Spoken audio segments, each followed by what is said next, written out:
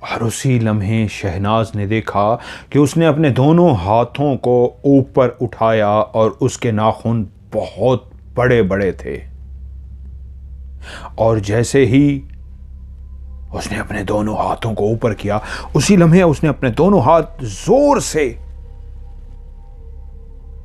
उसके पेट के अंदर, जैसे वो नाखून घुसा के उसके पेट को फाड़ना चाहती हो, इस अंदाज में जोर से उसके हाथ उसके पेट में मारे।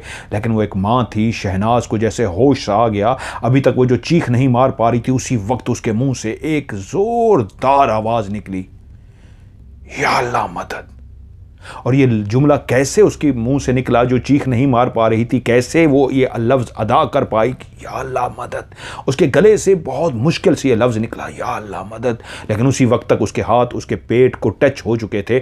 खराशें तो पहुंचा सके, लेकिन वो अगर ज़ोर से मारना चाह रही थी वो मार नहीं सकी। लेकिन जैसे ही उसने या अल्लाह मदद कहा तो उसके हाथ जो नाखून थे उसके पेट को टच हुए, और पेट को टच होने के बाद उसने अपने हाथ पीछे कर लिए और उसी वक्त जोर जोर से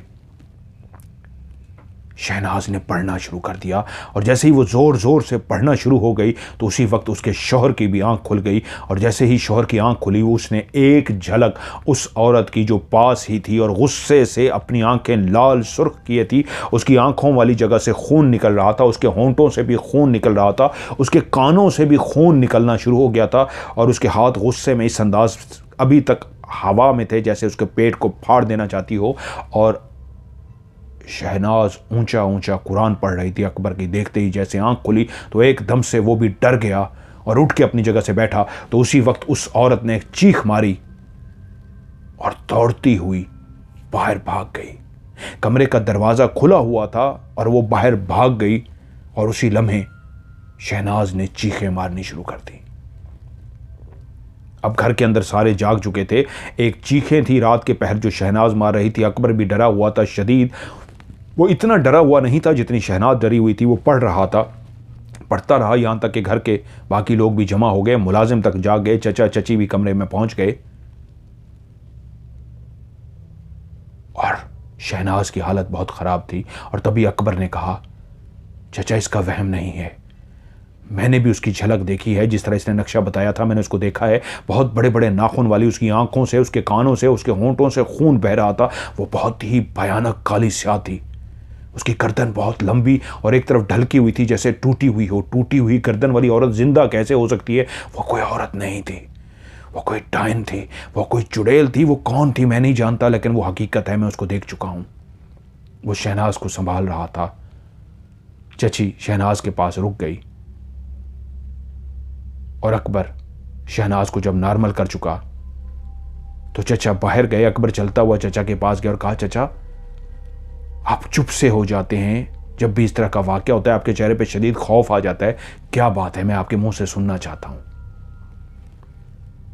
चचा ड्राइंग रूम में बैठे और उसे बोले, शायद वक्त आ गया है तुम्हें बताने का। अकबर उसके साथ बैठ गया। चची शहनाज के पास थी और चचा ने बताना शुरू किया, जब तुम पहली दफ़ा इस घर में आए थे तो मैं खौफजदा हो गया था, तुमसे यही कहा था, क्या तुम्हारे बाप ने तुम्हें नहीं बताया? तो तुमने कहा था नहीं, अब तो मेरे भतीजे भी हो, मेरे बेटे भी हो, मेरी बेटियों की शादी हो चुकी है, तुम उनसे कभी मिले भी नहीं। तुम्हारे बाप ने तुम्हें इस गांव से, मेरी फैमिली से इसलिए दूर रखा कि ये रखना बहुत ज़रूरी था। इसलिए आज तुम पहली दफ़ा जब आए मेरे घर में तो मेरी चाची, जो मेरी बीवी है, जो तुम्हारी चची लगती है, वो भी परेशान हो गई। मेरी दोनों बेटियां जिनकी शादी हो चुकी है, हम चाहते तो दोनों भाई आपस में बच्चियों की शादी कर सकते थे। तुम्हारी, मेरी बेटी से शादी हो जाती, लेकिन तुम इस गांव आ ही नहीं सकते थे।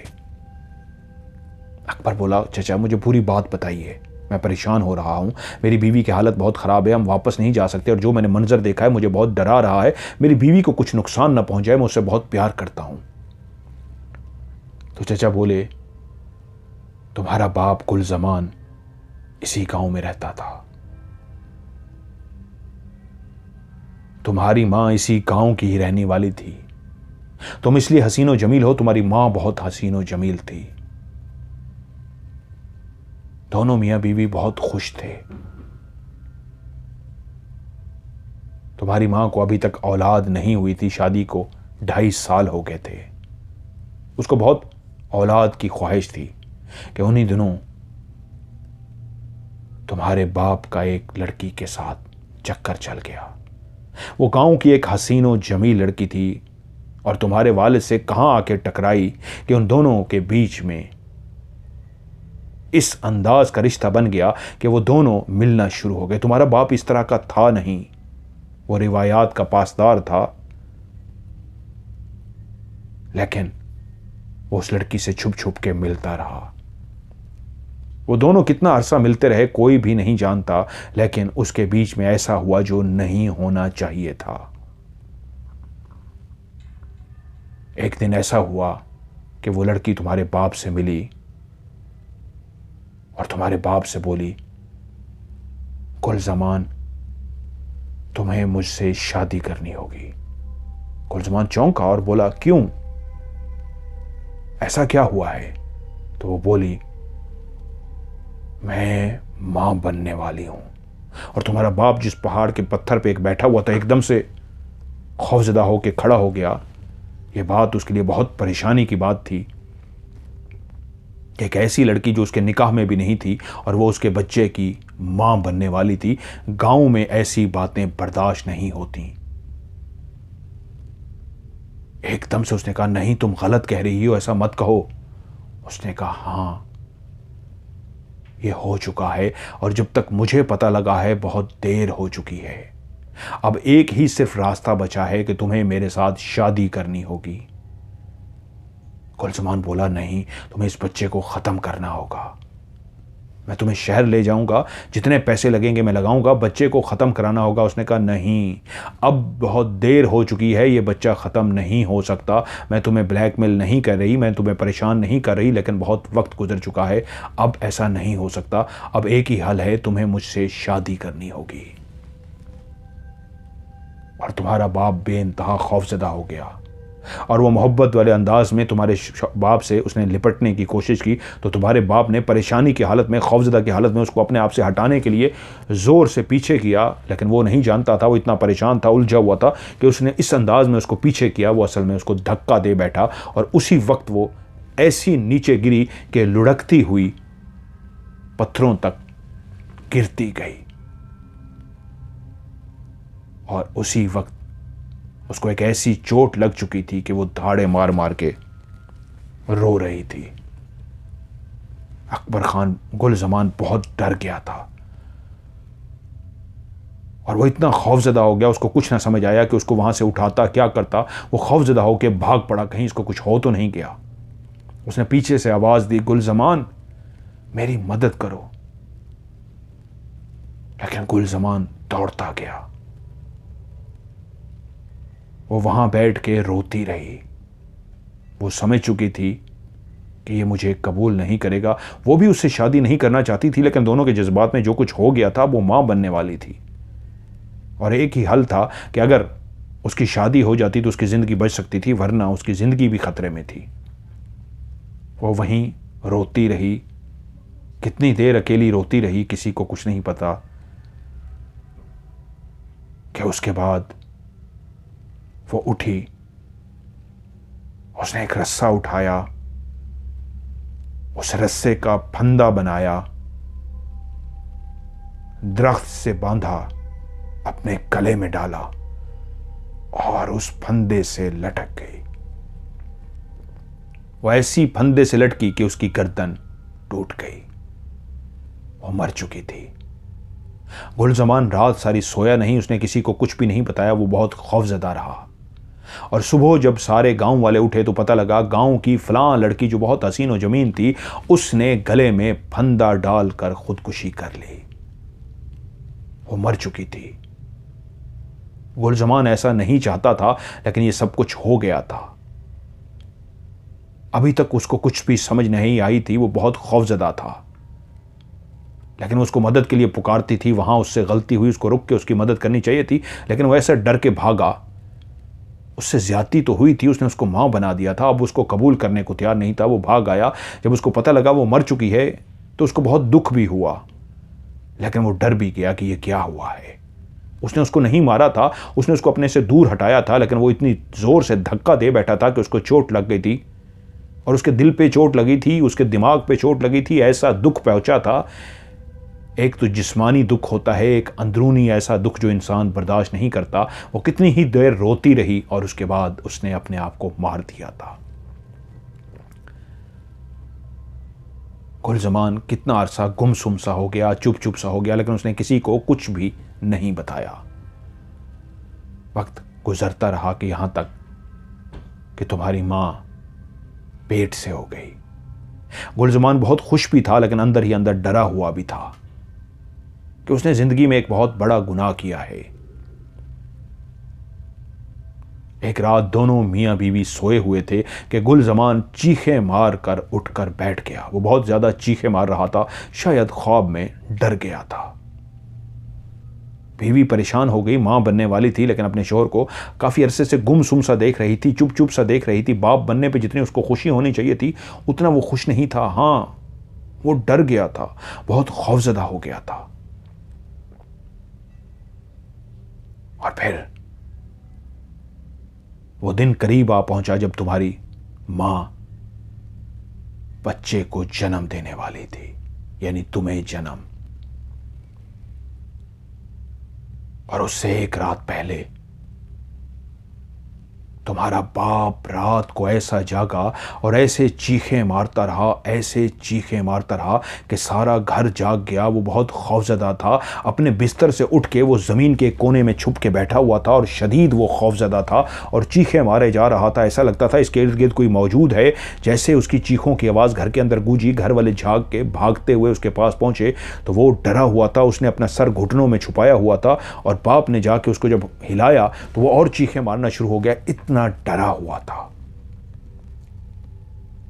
बहुत ज्यादा डर गया था और बोला, वो ले जाएगी, मेरे बच्चे को ले जाएगी, वो मेरे बच्चे को ले जाएगी, वो मेरे बच्चे को ले जाएगी। और उसके बाद वो रोना शुरू हो गया। घर वाले सारे परेशान हो गए। उसकी हालत नॉर्मल नहीं थी। सुबह होने का इंतजार किया गया और जब सुबह हुई तो गांव के एक ऐसा शख्स जो रूहानी अमलियात जानता था उसको बुलाया गया। इस पे कोई साया हो गया है गुलजमान पे या क्या माजरा है, अजीब सी बहकी बातें कर रहा है, अजीब सी इसकी हालत है। तो उस आलिम ने, उस रूहानी आमिल ने कुछ देर बैठ के पढ़ाई की और सबको कहा कमरे से सारे चले जाएं, इस कमरे में मैं और सिर्फ गुलजमान होंगे। सारे कमरे से चले गए। वो क्या पढ़ता रहा, क्या उसके साथ बातें करता रहा, कोई भी नहीं जानता था। उनके बीच में क्या बातें हुई किसी को भी नहीं पता। लेकिन जब वो कमरे से बाहर निकला तो बोला, ये ठीक हो जाएगा, बस आप लोगों ने एक ख्याल करना है, एक काम करना है। जिस दिन इस बच्चे की डिलीवरी होनी है, जिस दिन इस बच्चे ने इस दुनिया में आना है, उससे पहले पहले आप लोगों ने मुझे बुला लेना है। मेरा वहां पे होना बहुत ज़रूरी है, वरना बच्चे की ज़ात को नुकसान पहुंच सकता है। और उसके बाद गुलजबान चुप चुप सा हो गया। वो बेहतर हो गया था, बस गुमसुम सा बैठा रहता, खाना चुप करके खा लेता, किसी से कोई बात नहीं करता था। तकरीबन कोई 1.5 हफ्ते बाद वो दिन आ पहुंचा जब तुम्हारी मां बच्चे को जन्म देने वाली थी। लेकिन शाम से ही हल्की बूंदाबांदी हो रही थी, यहां तक कि रात होते ही तेज बारिश होनी शुरू हो गई और इतनी जोर से बादल गरज रहा था, बिजली चमक रही थी और इतनी तेज बारिश हो रही थी कि कोई भी घर से निकलने का सोच भी नहीं सकता था। और जो दाई होती है वो 2-3 रातों से मुसलसल इसी घर में ही रुकी हुई थी। उसका कहना यह था कि किसी वक्त भी मेरी ज़रूरत पड़ सकती है, तो उसको इस एहतियात के लिए, क्योंकि वो आमिल बता के गया था कि मुझे फौरी बुलाना है और ये यहीं पर रहेगी, वो पहले से ही घर में मौजूद थी। और रात के 1-2 बजे के करीब तुम्हारी माँ को शदीद दर्द महसूस हुआ और वो दाई बोली, शायद बच्चे का इस दुनिया में आने का वक्त हो गया है। फौरी तौर पे कहा गया कि उस आमिल को बुलाया जाए, लेकिन बाहर रास्ता इतना खौफनाक हो चुका था। इतना पानी भर चुका था कि इस वक्त जाना बहुत ख़तरनाक था। हम कोशिश भी करते, नहीं जा सकते थे, रास्ते डूब चुके थे पानी में। इतनी तेज़ बारिश हो चुकी थी कि कोई भी रिस्क लेता तो उसकी जान जा सकती थी। बहुत तेज़ तूफ़ानी बारिश हो रही थी कि उस तूफ़ानी बारिश में तुमने जन्म लिया। और जैसे ही तुमने जन्म लिया, तुम इस दुनिया में आए, तुमने रोना शुरू किया, तो दाई ने सबको मुबारकबाद दी कि बेटा हुआ है। लेकिन तुम्हारी मां की हालत बिगड़ती जा रही थी। सब परेशान थे, बच्चा खैरियत से था, लेकिन मां की हालत बिगड़ती जा रही थी। और आमिल से राब्ता उस वक्त ही हो सकता जब रास्ते खुलते, कोई बारिश रुकती और कोई जा सकता था। घर उस रात सारे घर के लोग जाग रहे थे। तुम पैदा तो हो चुके थे, लेकिन कुछ देर के बाद तुमने अपना रोना बंद किया और बच्चा जिस तरह सो जाता है उस तरह सोने लगे। अब इंतजार हो रहा था कि वो आमिल पहुंचे, और आखिरकार बारिश रुकी और जैसे कैसे आमिल पहुंच गया। आमिल जैसे ही आया, उसने आते ही पढ़ाई करनी शुरू कर दी। उसने कहा, रात को ही मुझे एहसास हो गया था, हालात को देख के मेरे दिल की धड़कन तेज थी, और रात को ही शुक्र है मैं पढ़ने के लिए बैठ गया था। और उसी वक्त जब मुझे पता लगा कि मुझे कोई बुलाना आया है, तो मैं दौड़ता हुआ आ गया हूं। और आते ही उसने जब पढ़ाई करनी शुरू की, तो तुम्हारी मां के अंदर हाजिरी हो गई। तुम्हारी मां की जो तबीयत बहुत खराब होती जा रही थी, उसकी हालत, हाथ पांव मुड़ना शुरू हो गए और उसकी हालत खराब होनी शुरू हो गई। वो बच्चा जो दाई के पास था, रात को मुसलसल उसके ऊपर कुरान पढ़ा जा रहा था, उसकी हिदायत के मुताबिक कि वो जब तक नहीं आता मुसलसल उसके ऊपर सारे घर वाले पढ़ के दम कर रहे थे। एक गलती हो गई, तुम्हारी मां उस पर कोई भी पढ़ के दम नहीं कर रहा था। सबका फोकस बच्चे पे था, क्योंकि उस पीर ने, आमिल ने जो बताया था कि बच्चे की ज़िंदगी को ख़तरा होगा, इसलिए सारे उस बच्चे पे फोकस किए हुए थे। तुम्हारी मां के अंदर हाजिरी हो गई, और जब हाजिरी हुई तो तुम्हारी मां के अंदर एक औरत की आवाज़ आई थी, और उस औरत ने वो सब कुछ बता दिया था जो हम नहीं जानते थे, कि कैसे वो तुम्हारे बाप से मिली और उनके बीच में क्या हुआ था, और कैसे तुम्हारे बाप ने, गुलजमान ने उसको धक्का दिया था। और जब वो ज़मीन पे गिरी थी तो उसको लगा था कि उसके बच्चे को धक्का लगा है। उसको महसूस हुआ था शायद जो अंदर था उसको कुछ हो गया है। वो डर गई थी, वो रोती रही थी। उसने बताया कि मैं कितनी देर रोती रही, ये सब कुछ तुम्हारी मां के अंदर से आवाज़ आ रही थी। और उसके बाद उसने बताया कि मैंने फांसी ले ली, लेकिन उसी वक्त मैं फैसला कर चुकी थी, इसी ख़ानदान की नस्ल में से मैं अपना बच्चा लेके जाऊंगी। जो भी तुम्हारे ख़ानदान में से बच्चा होगा उसको मैं ले जाऊंगी। और यही बात मैंने तुम्हारे बाप को बताई थी।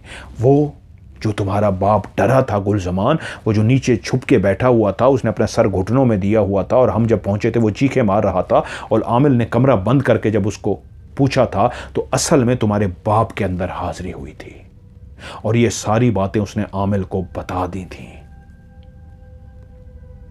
और जब तुम्हारी मां के अंदर उसकी हाजिरी हुई तो फिर से उसने वो सब कुछ बता दिया और कहा, तुमने अभी तो बच्चे को बचा लिया है, लेकिन मैं इस बच्चे को लेकर जाऊंगी। इस नस्ल में से मैं बच्चा तो लेके जाऊंगी, मेरा बच्चा गया है, इस खानदान में से मैं बच्चा लेके जाऊंगी। और वो आमिल उसको कहता रहा, मैं ऐसा नहीं होने दूंगा, मैं ऐसा नहीं होने दूंगा।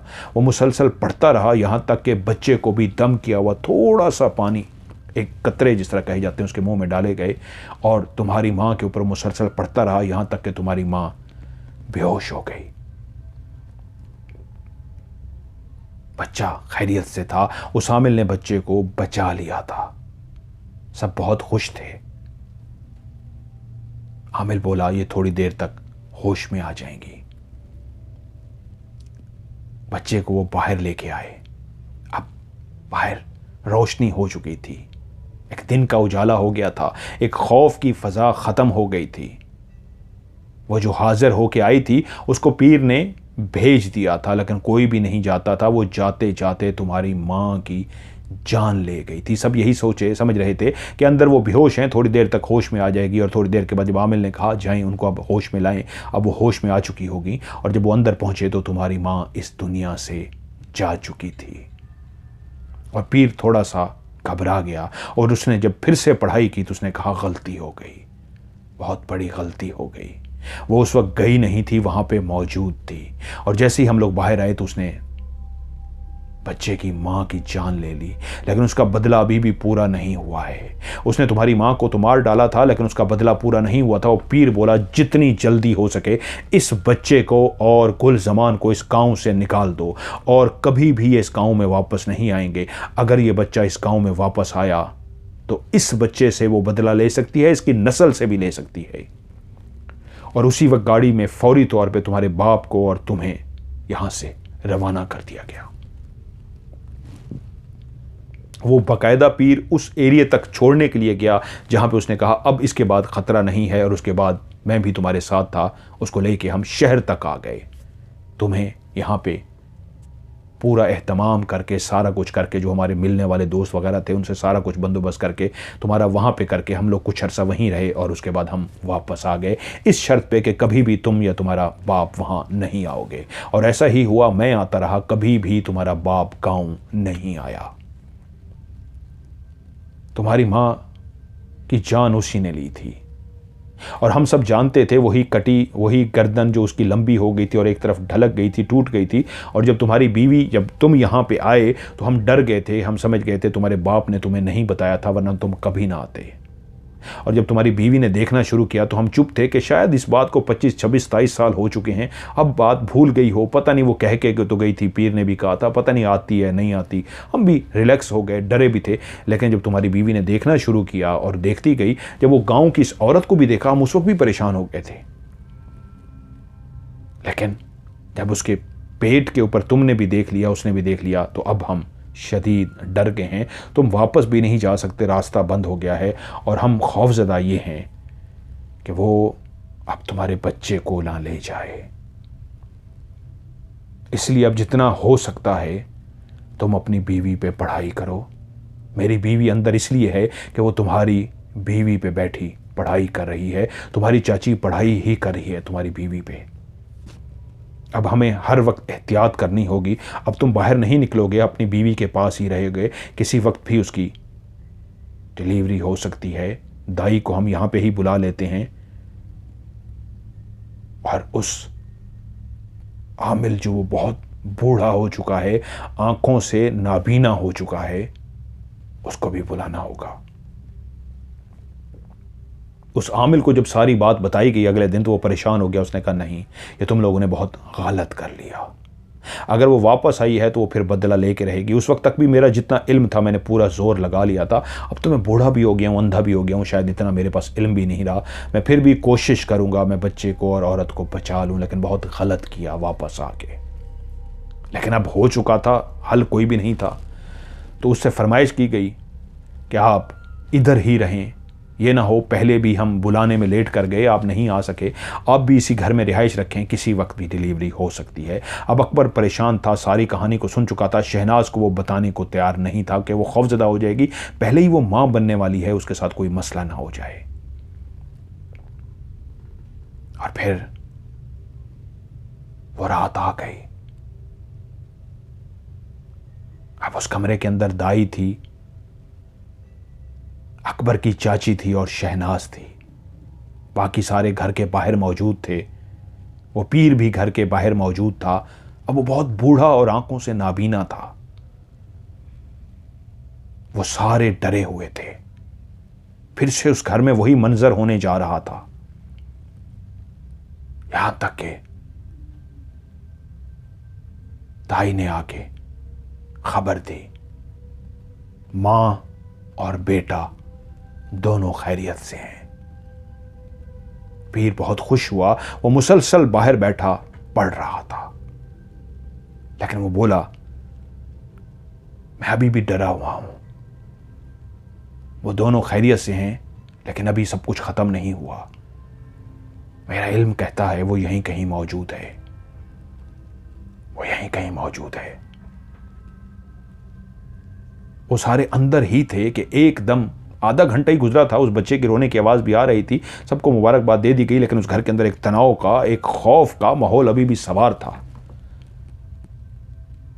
कि अंदर एकदम से आवाज आई, बच्चा सांसें नहीं ले रहा, बच्चा सांसें नहीं ले रहा।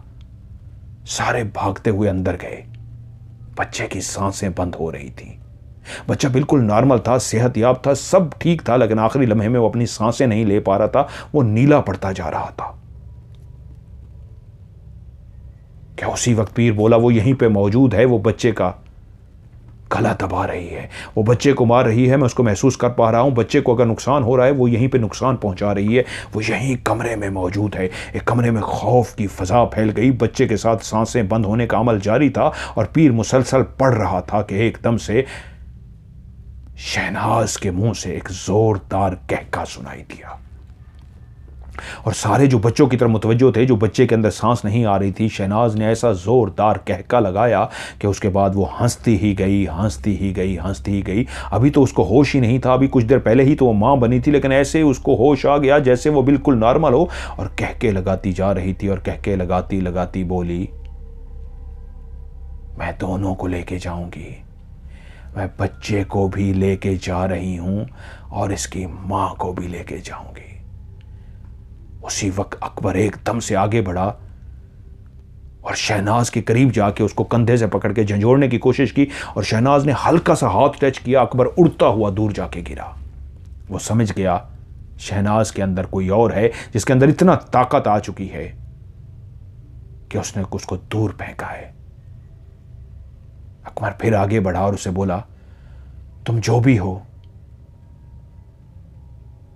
तो मेरी बीवी को मत नुकसान पहुंचाओ, मेरे बच्चे को मत नुकसान पहुंचाओ। मेरे बाप से गुनाह हुआ, मैं नहीं जानता था और मुझे नहीं पता था, मैं कभी भी ना आता। मेरे बाप ने बहुत गुनाह किया था, मैं उस गुनाह को कबूल करता हूं।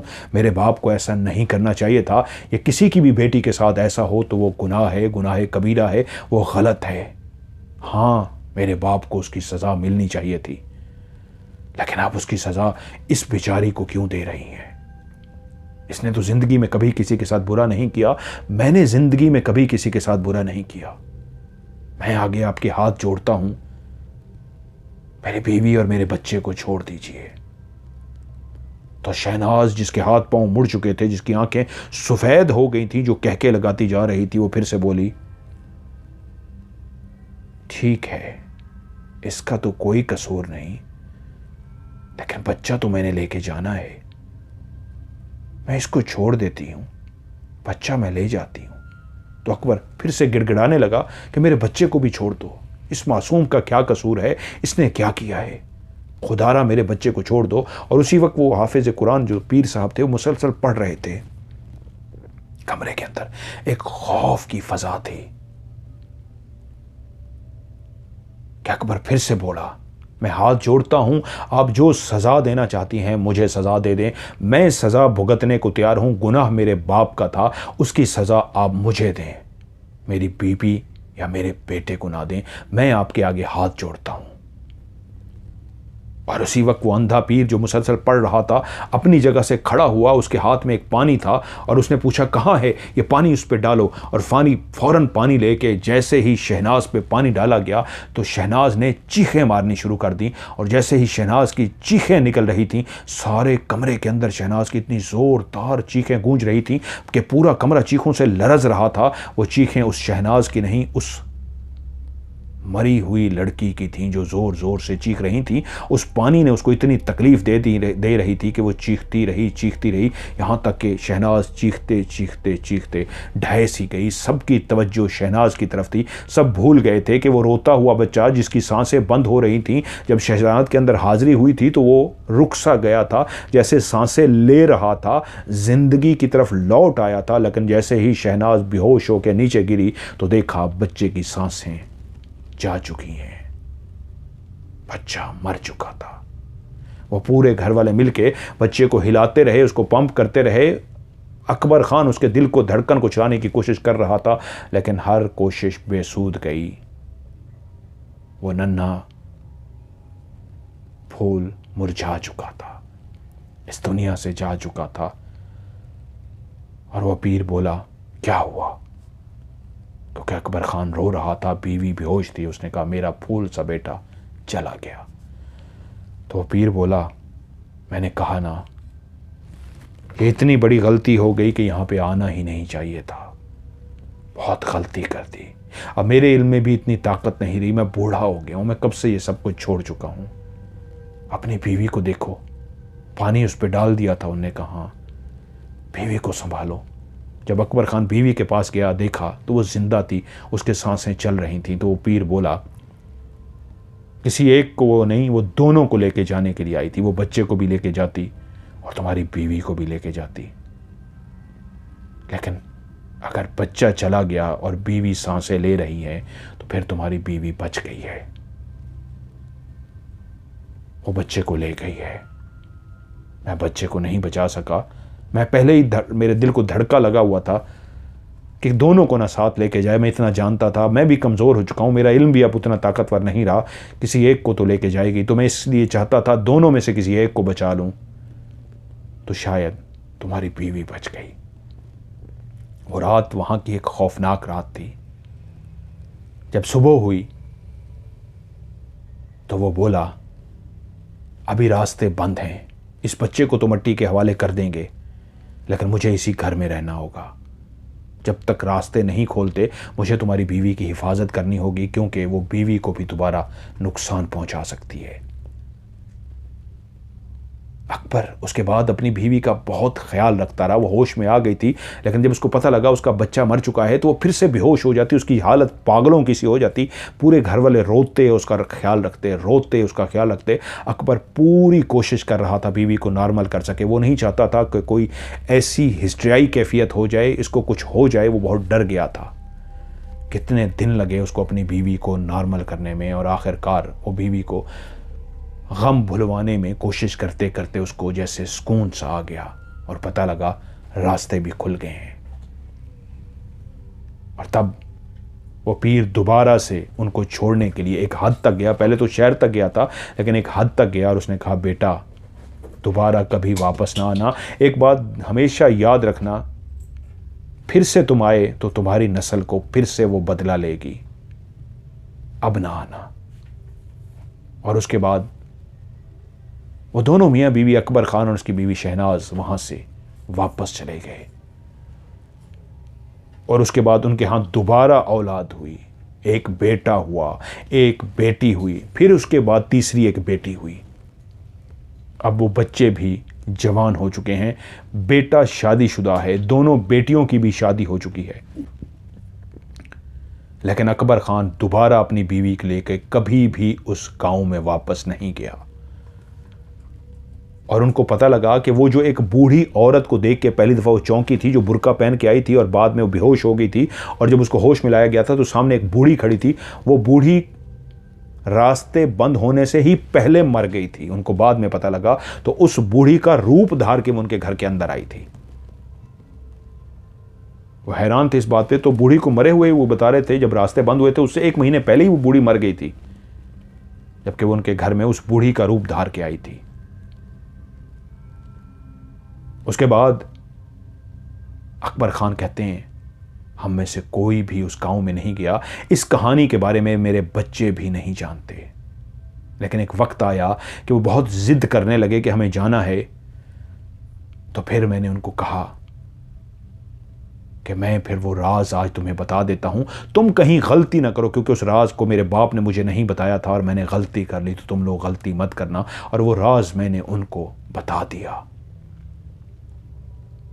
अपने तीनों बेटों को, अपने तीनों बच्चों को, दोनों बेटियों को और बेटे को। और जब ये राज बता दिया तो उसके बाद ये कहानी भी मैं आपके हवाले कर रहा हूं। शुरू में जिस तरह मैंने इस कहानी में कहा था, मैं नाम एंड पे बताऊंगा। उनका रियल नाम है अकबर खान। वो आज भी जिंदा हैं, बूढ़े हो चुके हैं। उनके तीनों बच्चे हैं, एक बेटा, 2 बेटियां शादीशुदा। और अकबर खान ने ही ये कहानी मेरे हवाले की है कि आप ज़रूर इस कहानी को शेयर करें, लेकिन जो गांव है उसका नाम वगैरह ना बताएं। मेरे वालिद के लिए भी दुआ कीजिएगा जो उनसे गुनाह हुआ, खुदा उनकी मग़फ़िरत करे, खुदा उनको माफ़ करे। लेकिन ये राज की बातें हैं, उस बेचारी के साथ भी तो बहुत गलत हुआ था। मैं अब बूढ़ा होके उसकी मग़फ़िरत के लिए भी दुआ करता हूँ, बाप के लिए भी दुआ करता हूँ। मुझे नहीं पता मुझे बाप के लिए दुआ करनी चाहिए या नहीं, लेकिन मैं बाप के लिए भी और उस लड़की के लिए भी जिसकी मैंने झलक देखी थी अपनी बीवी के पास, दोनों के लिए दुआ करता हूँ। हाँ, कहानी के एंड पे मेरा रियल नाम ही बता दीजिएगा। मेरा नाम ही अकबर खान है और मैं ही पैदा हुआ था जब वो मुझे लेके जाने की बजाय मेरी माँ को ले गई थी।